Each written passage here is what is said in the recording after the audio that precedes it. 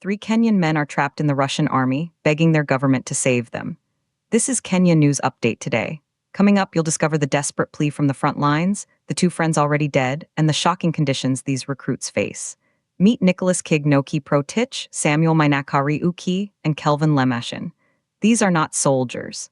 They are Kenyans who answered what they thought was a job offer, only to find themselves in a war zone. They are currently in Unishevka, Western Russia, waiting to be deployed to the Ukraine battlefront. And here's the chilling truth they revealed to activist Boniface Mwangi. None of their friends sent to the front line has come back alive. Two of them, David and Ruben, are already dead. This is the desperate reality behind a growing international crisis. But here's the twist. The Kenyan embassy in Moscow has refused to help them. The trio says their efforts to reach the Kenyan mission have yet to bear fruit. They have not been given an audience. Feeling abandoned, they contacted activist Boniface Mwangi to air their situation publicly. Mwangi took to social media, saying, "I have been in touch with some Kenyans who are in the Russian military. Our embassy in Moscow has refused to help them, and today they asked me to release their names." This is a direct cry for help from citizens who feel their own government has left them behind. And then, something shocking happened.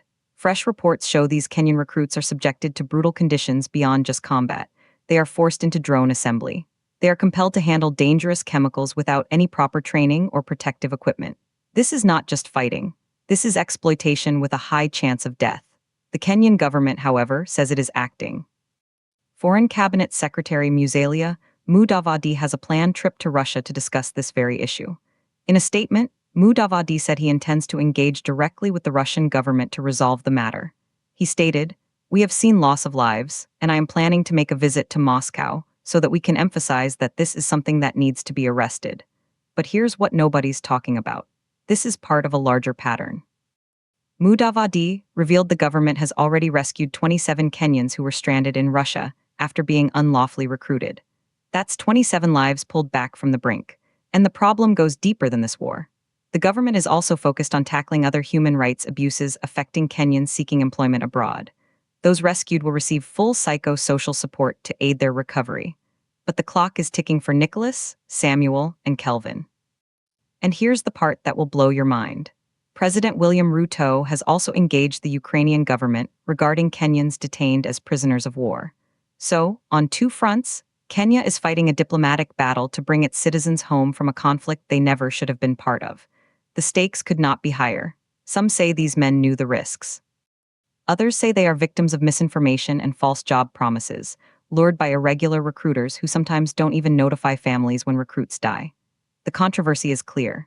Is this a story of personal choice or systemic failure? The implications are massive for every Kenyan looking for work overseas. But if the embassy isn't answering, and friends are dying on the front, what hope do they have?